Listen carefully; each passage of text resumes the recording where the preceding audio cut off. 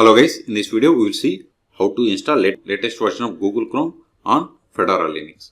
Okay, first go to Google, then search for Google Chrome.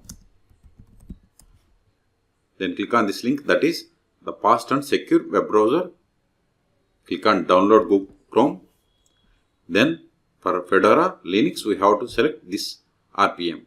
Okay, so select this radio button and click on this accept and install. Wait a moment. See, download started. See, its size is 109 megabytes. Wait until download completes. See, download is completed. Open terminal. Go to downloads. ls. Now we have to install this package. Sudo rpm-ivh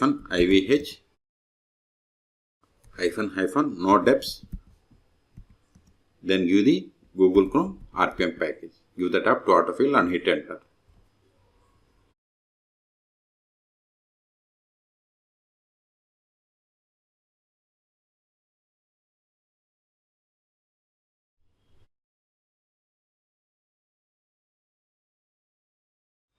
We have successfully installed. Okay.